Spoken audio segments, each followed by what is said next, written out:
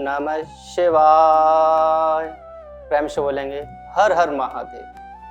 जैसे कि आप जानते हैं, मैंने कई बार देखा है, सुना है, और जब जगह जगह जब जाता हूँ मैं, तो बहुत सी जगह मुझे सुनने को मिलता है। गुरुजी, हम जानना चाहते हैं कि पितृदोष है क्या चीज, पितृ कहते किसको हैं? आज तक समझ नहीं पाए हैं हम। क्या भगवान से बड़े हैं पितृ, या गुरु से बड़े हैं पितृ, या देवताओं से बड़े हैं पितृ? पितृ है क्या चीज? तो आइए हम इस विषय पर बात करते हैं।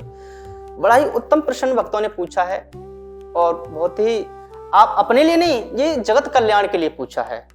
मेन बात यह है कि सबके लिए, क्योंकि पितृदोष सबको लगता है। अब पितृ हैं कौन, ये सबसे बड़ी बात आती है। पितृ हम वैसे जानते हैं कुछ लोग, और कुछ लोग नहीं जानते हैं। तो हम विशेषकर बात कर रहे हैं जो पितृ देवताओं की है। हम पितृ भी कह देते हैं, पितृ देवता भी कह देते हैं, कई कई जगह केवल देवता भी कहा जाता है। क्योंकि कई जगह जब हम भ्रमण करने जाते हैं तो जो नई नई जगह सुनने को मिलता है।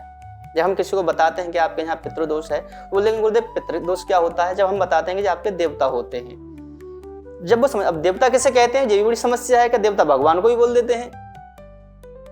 समस्या तो यहाँ है ना, परंतु ये हर क्षेत्र की और हर जगह की एक अलग अलग, चाहे लैंग्वेज मान लीजिए, चाहे उसे अपनी भाषा मान लीजिए आप। इसी के बीच में क्या होता है, जो हमारे, आप विचार करिए, जो दादा हैं, परदादा हैं, जो दादी हैं हमारी, जो गुजर जाते हैं यानी एक्सपायर हो जाते हैं, उनको जब वो अच्छे कर्म करते हैं तो उनको पितृलोक प्राप्त होता है।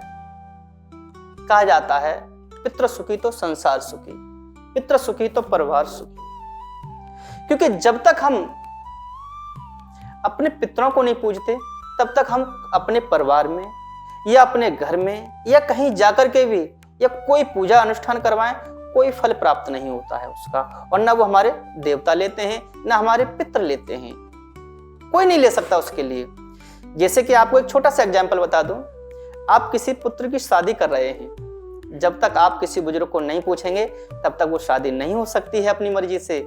इसी प्रकार से जब वो खुश हो जाएंगे तो सारे काम बड़ी आसानी से और सहजता के साथ में हो जाते हैं। सरल और सहजता, ये बड़ी निर्मलता का सवाल है। अब विचार करिए, कई लोग क्या होते हैं कि एक्सीडेंट से मारे जाते हैं, क्या वो भी पितृ लोक में जाते हैं? कई लोग क्या होते हैं जिनकी आयु पूरी नहीं होती है, वो भी चले जाते हैं, तो वो कहाँ जाते होंगे?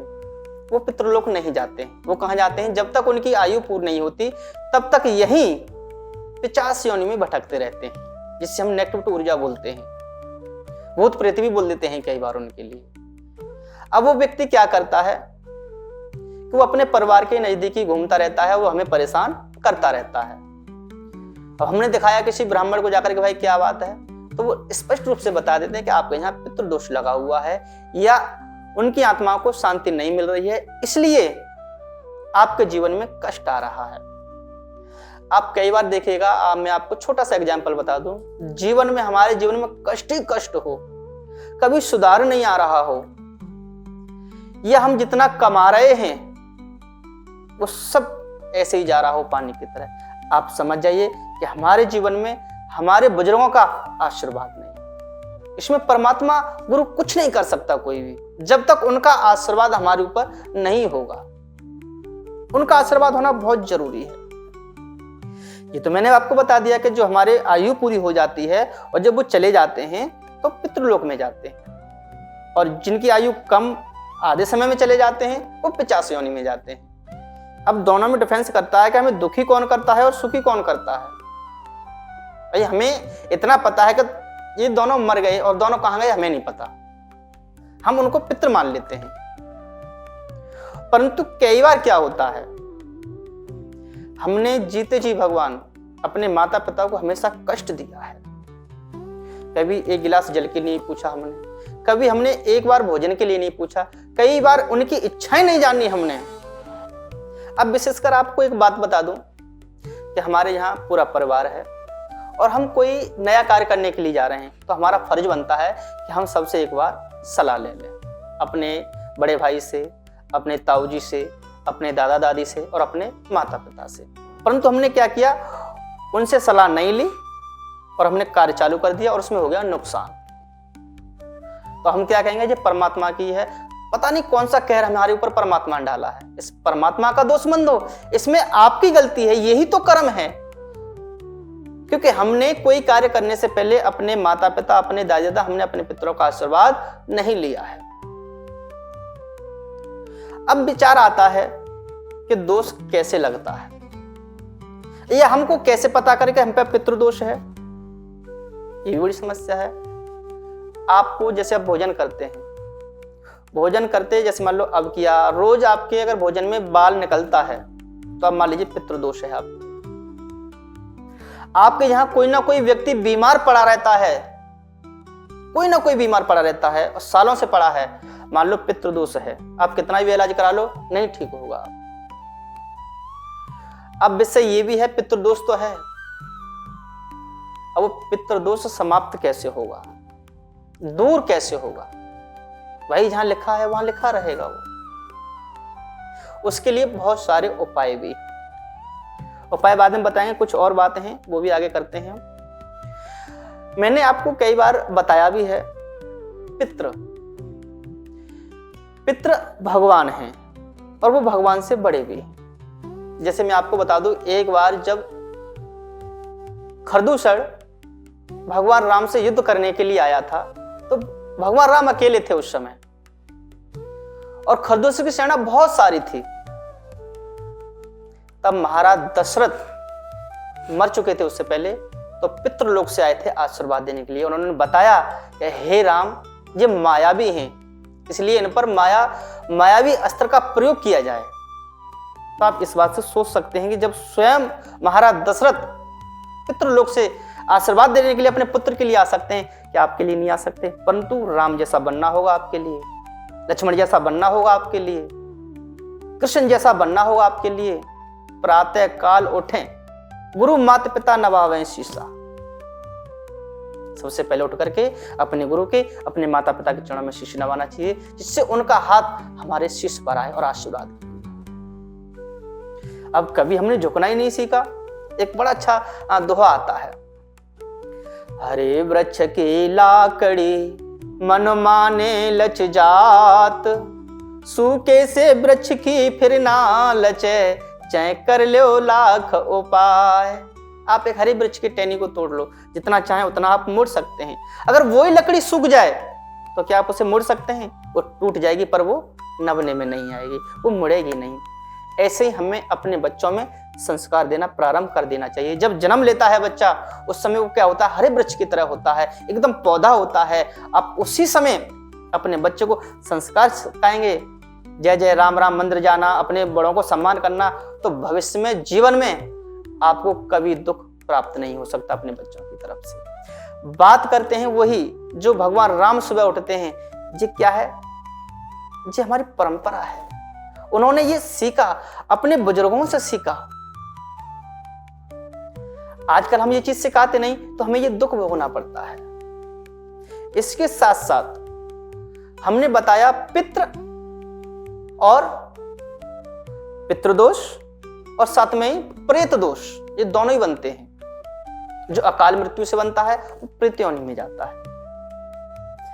अब पितृ को प्रसन्न करने के लिए, और सबसे ज्यादा मैंने देखा है कि सबसे ज्यादा आजकल के तौर पर अब पितृ दोष ही सबसे ज्यादा लगता है। क्यों लगता है? इसमें हमारी और आपकी कमी है। कभी हम अपने पितरों को याद नहीं करते हैं। कभी साल भर में एक दिन आता है पितृ देवताओं का, वैसे तो 2 बार आ जाते हैं, अब आने वाले हैं कनागा श्राद्ध। तो जब भी बहुत से लोगों को पता ही नहीं कि हमारे पितृ होते भी हैं या नहीं भी होते, परंतु धन उनके पास काफी सारा धन है, धन दिया कि महाराज आप कर देना, और वो ऐसे पितृदोष समाप्त नहीं हो सकता है। किसी गंगा मैया पे जाकर के, जमुना मैया पे जाकर के, बहते हुए जल के किनारे आप जाकर के पितृदोष का ऋण चुका सकते हैं। ठहरे हुए पानी में नहीं, अपने घर पर नहीं कर सकते इस कार्य के लिए। कहीं जो जल बहता है, शुद्ध जल, एकदम बड़ी अच्छी नदी होनी चाहिए, जैसे जमुना हो गई, गंगा हो गई, सरस्वती हो गई, कावेरी हो गई, क्षिप्रा हो गई, नर्मदा हो गई, तन्या हो गई, गोदावरी हो गई, बहुत सारी नदियां हैं। किसी भी नदी में कर सकते हैं। और आपके नजदीक में जो नदी बहता हो, मतलब स्वच्छ जल हो एकदम, उस पर भी आप पितृ तर्पण कर सकते हैं। अब करें कैसे, ये भी विशेषकर है। इसमें बहुत बड़ा महत्व आता है। एक घास होती है जिससे बोलते हैं हम कुश, और कई जगह कुशा भी बोल देते हैं। कुशा की पवित्रता भी बनाई जाती है, बिना उसके पूजा हवन या कुछ भी नहीं होता है। जो अंगूठी बना करके हम पहनाते हैं उनको बोलते हैं पवित्रीकरण। और उसके बिना अगर हम जल दें और कोई हवन करे वो भी पितरों को स्वीकार नहीं होता है, इसलिए हमारे कार्य अधूरे रहते हैं और इसलिए हमारे पितृ कभी प्रसन्न नहीं होते। तो विशेषकर महत्व इसमें किसका है? कुशा का। जब तक आपके यहां कुशा नहीं आएगा और कुशा के द्वारा जल नहीं छोड़ा जाएगा तब तक पितरों तक जल नहीं पहुंचेगा। और पितरों को प्रसन्न करने के लिए क्या है? केवल जल ही है। आप भोग लगाओ कुछ नहीं होगा, रोज पूरी कचौड़ी खिलाओ तब भी कुछ नहीं होगा। हम फोटो तो लगा लेते हैं घर में बड़ी सुंदर सी, एक माला भी पहना देते हैं और रोज धूप दिखाते हैं, परंतु उससे कुछ होने वाला नहीं है संसार में। होगा तभी जब समय और विधि के अनुसार हम चलेंगे, क्योंकि हम लोग क्या करते हैं? प्रगति में हस्तक्षेप करते हैं, प्रगति को से विपरीत चलते हैं, और जब विपरीत हम चलते हैं तो हमें उसका कष्ट मिलता है। ये क्या है संसार में? आप देख रहे हैं, कई बार आपने देखा होगा समय से पहले बारिश हो जाना, समय से पहले ठंड आ जाना, समय से पहले आंधी तूफान आ जाना। ये क्या है कि हम सब लोग समय के या प्रगति के विपरीत जा रहे हैं। तो हमें ऐसा कुछ करना है जिससे हमारे पितृ भी खुश रहें, हमारे देवता भी खुश रहें, हमारा ईश्वर भी खुश रहे। कहा जाता है आओ बैठो पियो पानी और तीनों चीज मोल नहीं आनी। ये सम्मान है किसका? कोई भी आपके द्वारे पर कोई आता है, कोई भी व्यक्ति आ जाए, कोई भूला बिछड़ा भी आ जाए, उससे कहो भैया राम राम, आओ एक गिलास पानी पी लो। ना आपका धन खर्च हुआ, कुछ भी खर्च नहीं हुआ आपका, परंतु सम्मान वो आपको 10 जगह आपका नाम लेगा, भाई बड़ा अच्छा इंसान था जी, आपका कर्म है। और यही पितृदोष से ऋण मुक्त कराता है।